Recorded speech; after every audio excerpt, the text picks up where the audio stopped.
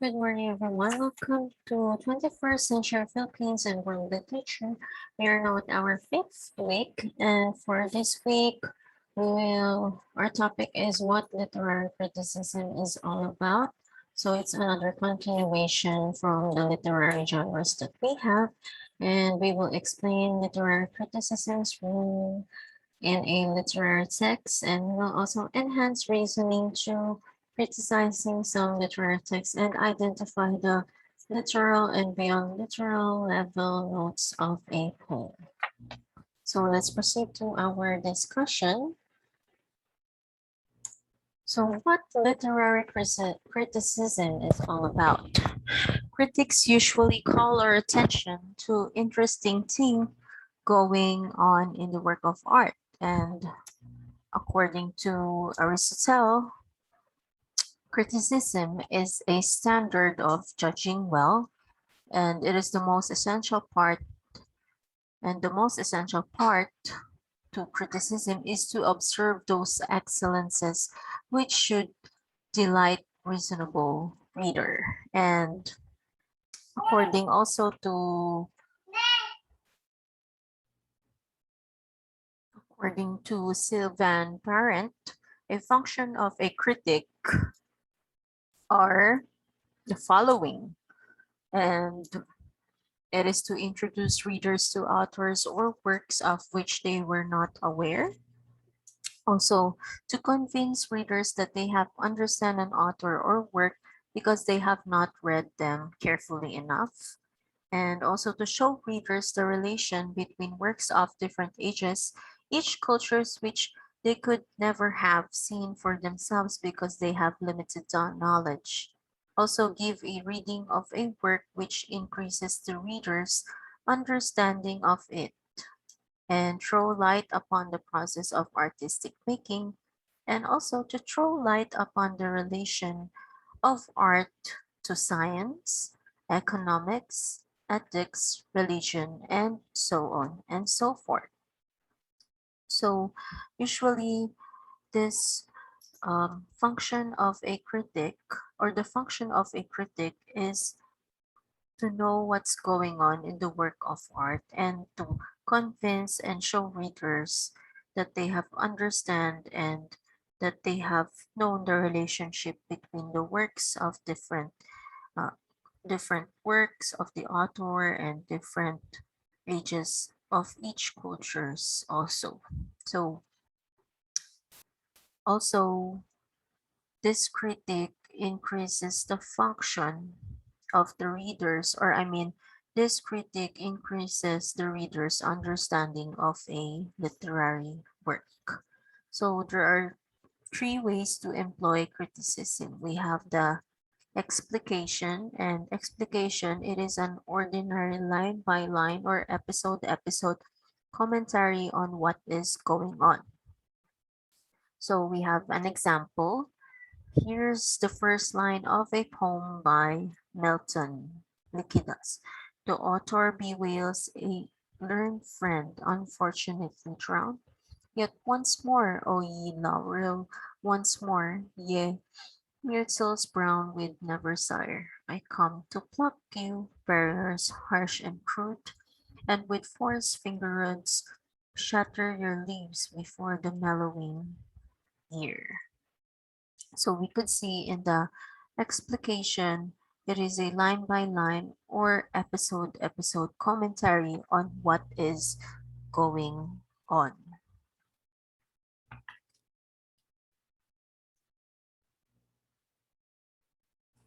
Another way to employ criticism is a student explication goes this way.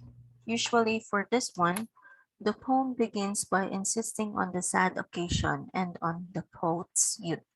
The poet says that he must disturb the evergreen to pluck the crude bearings.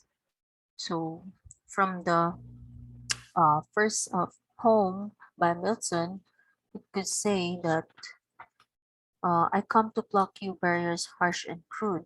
So, crude is used somewhat common sense of unripe, premature before the mellowing year.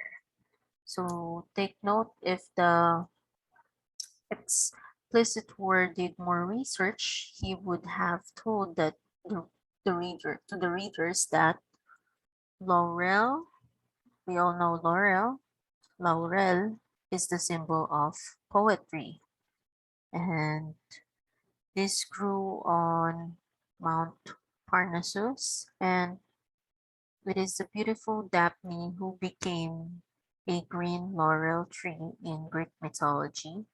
And also, we also have here some symbols. So myrtle symbolizes undying love, and ivy was an evergreen sacred to Bacchus, and these are classic symbols associated with poetry.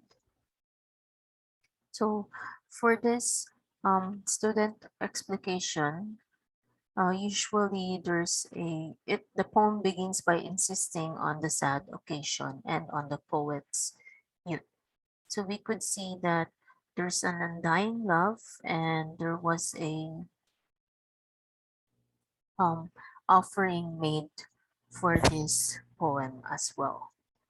So next way to employ criticism is analysis. And for analysis, it is a breaking of the work into parts or the study of one or more parts. So example is the example. If one would write about the role of the clown in Othello, he would perhaps wish to discuss as thesis that the clown has a notable role, that it might be small, yet it is significant. So we could see that there was a break of work into parts, and there was a part we could see that if one could write about the role of Othello, so what would happen? So he would perhaps wish to discuss a thesis. And after discussing the thesis, and he would also have a notable role. And al- although it is a notable role, it could be small yet, but it could be significant. So there is a breaking of the work into parts. So for analysis or uh, analysis, which is a way to employ criticism, we have three types of how to analyze fiction. We have the introduction, we have the complication, and we have the resolution. So for this one, let's discuss introduction. And a classic, let's give an example. A classic example illustrating these three parts is the story by O. Henry, The Gift of the Magi. So I'll give you a link of this poem or story so you could read it and analyze as well.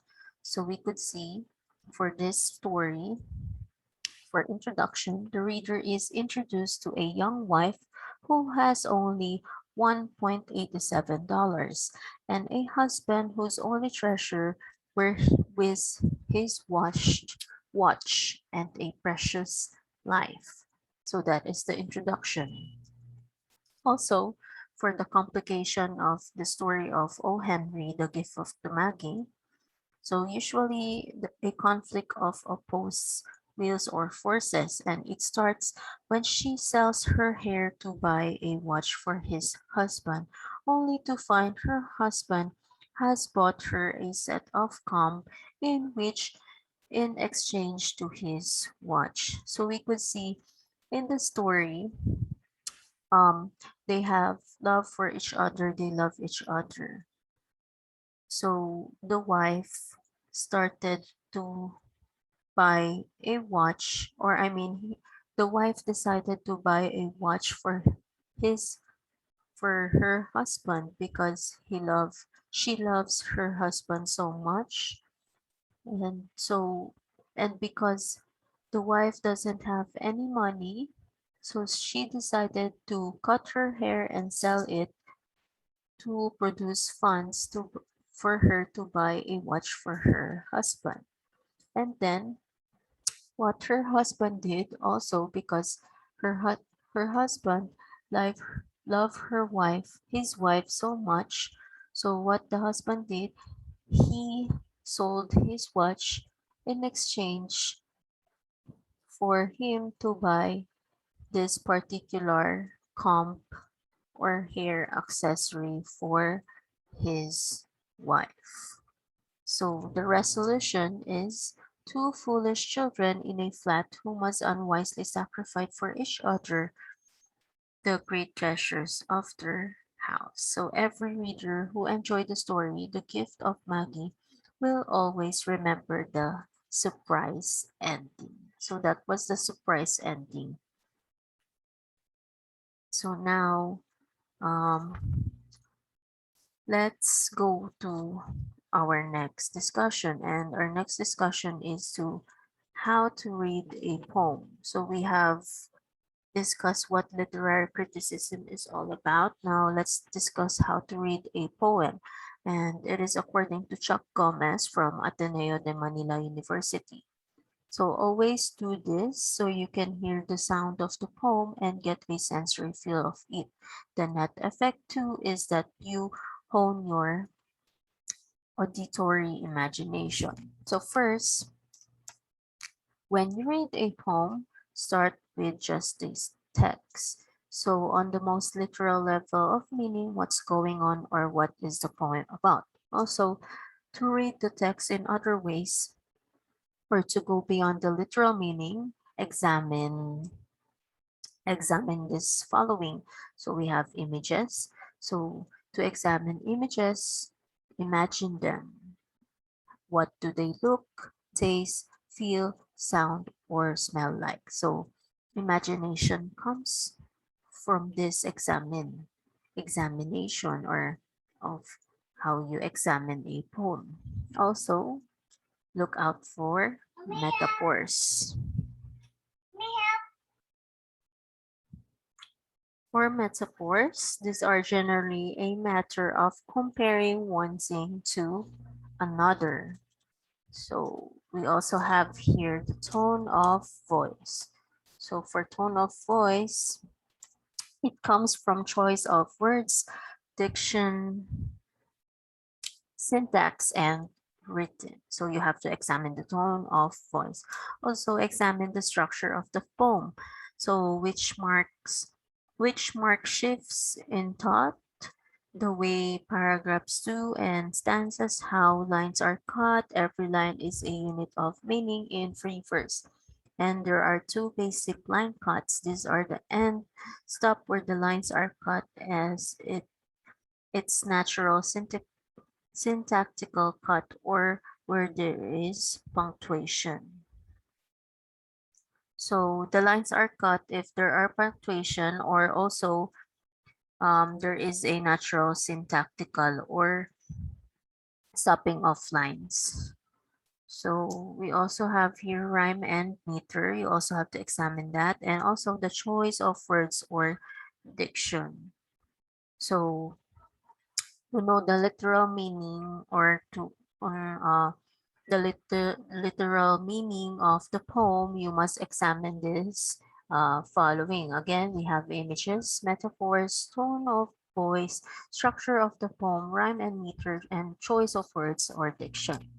Also, when we read a poem, there are other points of word or diction also that we also have to take note. So apparently in poetry, the syllable, word, line, and stanza constitute units of meaning. Also, punctuation and line cuts, whether punctuated or not, imply pauses of various lengths. A period is the longest pause and gives a line a sense of finality. A comma is shorter, and so on and so forth. So when you look the line, remember that the first and last words have the greatest weight. So the first line and the last line is the emphasis of the poem. So we have here a sample reading, The Portrait by Stanley Konix. So let's all read this. My mother never forgave my father for killing himself. especially at such an awkward time and in public park. That spring, when I was waiting to be born, she locked his name in her deepest cabinet and would not let him out, though I could hear him thumping when I came down from the attic with a pastel portrait in my hand of a littling stranger with a brave mustache and deep brown level eyes. She ripped it into shreds without a single word and slapped me hard. In my 64th year, I can feel my cheek still burning. So let's see if we could understand the poem. So notes on the above poem or the poem that we recently read by Stanley Kunix, The Portrait.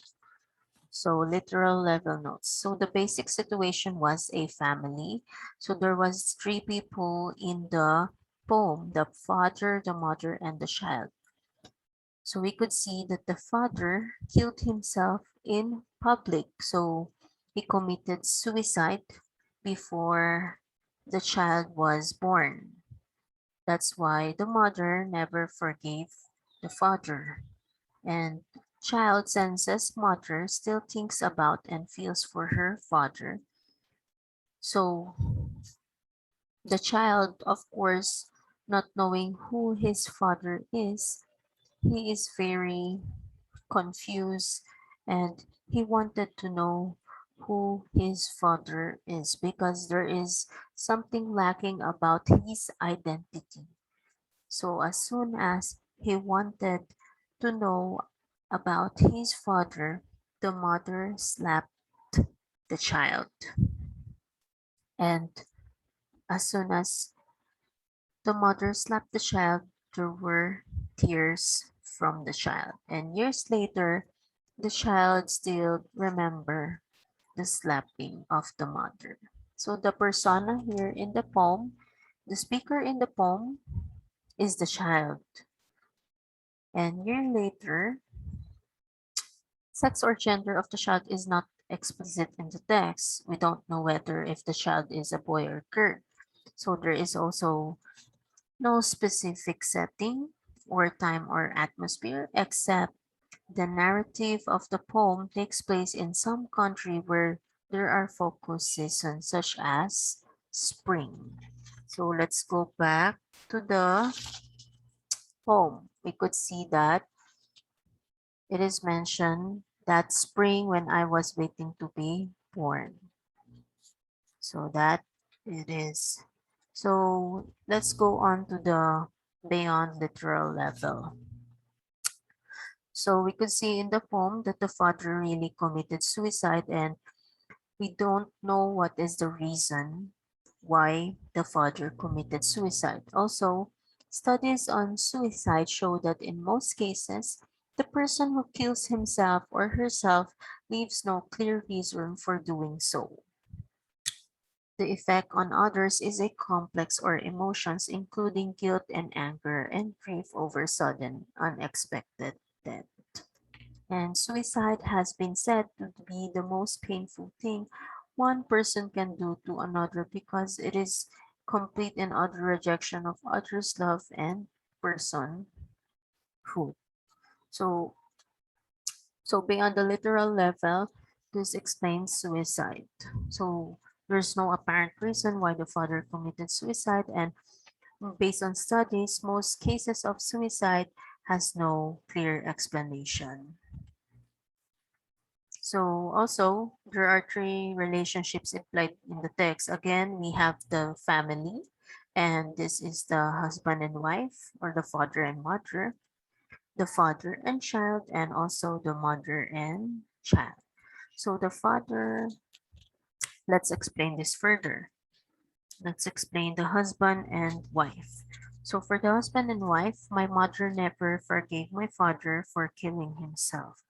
Mother never quite gets over the whole thing. Still, he can't forgive his husband, and he still remembers why his husband had done such thing, and consider the Enjab line. The line ends with father. Not only do the two lines talk about how the mother never quite gets over the father's suicide, but also because the lines with father, the first line implies the relationship between mother and father. The mother never forgave the father. That's all.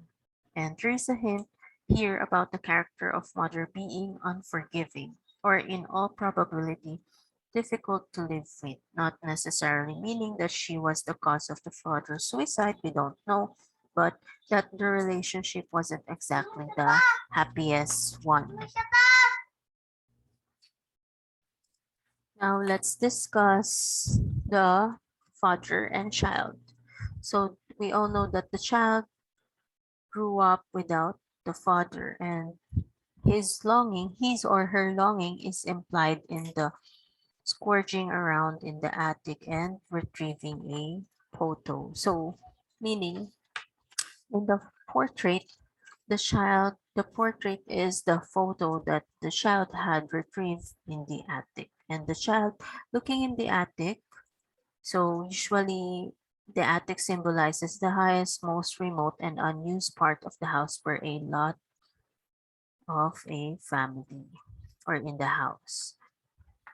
So that is the relationship of the father and child, and let's discuss the mother and child. So for the mother and child, mother's mode of communicating with the child, well, actually she doesn't really, where she keeps her feeling to herself, and when she sees the child with a photo, she reacted violently and without explanation. We know that the child knows father lingers in mother's heart. So she locked his name in the deepest cabinet and would not let him out, though I could hear him thumping. And years after the slapping, when the child is close to retirement at 64, the relationships and even itself remain unresolved in the child. So these are in the beyond the literal level. We had explained the cause, suicide and the three relationships implied in the text. Now let's discuss the other formal elements. We have the tone of voice and detached questioning tone with some emphasis on the mother slapping the child. Note the line cuts. So she ripped into the shreds without a single word and slapped me hard. So here, the above lines are cuts at the natural syntactical moments. And these syntactical moments are also moments in the event itself. So she rips the photo, says nothing, and slaps the child. The event is extremely memorable. The moments of pause, emphasis, wait within the poem. poem. And despite the seeming detachment, the child has some unresolved ill feelings toward the mother, towards the mother, perhaps even blaming the mother for the father's suicide. We see this especially because the description of the man in the portrait is a flattering one, with a brave mustache and deep brown level eyes. So another one that we have to um, be in, um, Another one that we have to examine is the dominant metaphor. So the main metaphor we take from the title is the portrait. The portrait is a photo of a person, usually a photo that attempts to capture the character of the person.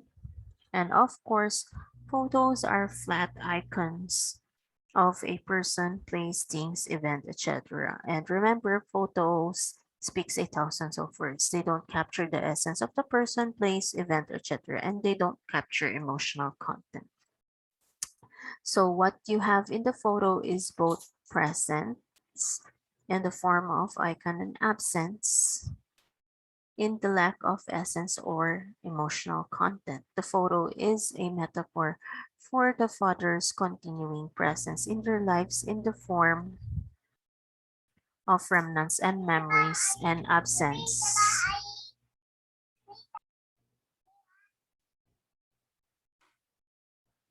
And absence because he is literally dead. So photos also have the power to trigger memory. And this is why the mother slaps the child. But in the child's case, there is no memory to trigger because he or she doesn't know his father before he was born or after he was born. And the slapping becomes the child's key family memory. So family meaning father, mother, and child. This is why the whole thing remains unresolved in the child. So we also have things to remember when reading poetry, fiction, nonfiction,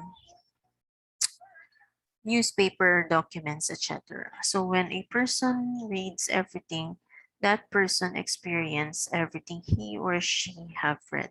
The milieu in which the reader finds himself or herself, in other words, all of what constitutes what we call inner text and historicity. And it comes into play into that reading. And there is no way around it or no way to escape your inner text and historicity, just as a writer consciously and unconsciously brings his or her inner text and historicity into whatever he she writes. So to a reader in the act of reading. So for example, in the uh, poem or interpretation that we have just read, according to Chuck. So according to Chuck Gomez, so he interpreted this whole poem and it brought into play to his prior reading on suicides. And the point, however, when reading is to attempt to control what comes into play, not everything he know or have read or experienced regarding family relationships is important in reading the poem. So, for example, the poem doesn't work with the problems brought by sexuality incompatibility, financial constraints, and so on. So, never take the author's gender or sex of the poem persona, and also never take the author as the main character of the persona or speaker of the poem, even if the author uses the first person point of view. And the only exception to this way of reading is when the poem belongs to the confessional poetry genre, like the poems of Pat and Sexton, for example. And a reading of a text lies between the reader and the writer. The text, to a certain extent, controls the possible readings of it, but never completely. The writer no longer exists except in terms of his or her milieu. At what point in history was he writing the plot attempted suicide 2 times before succeeding in her third attempt? We know she had a problematic relationship with her father, etc., etc., and so forth.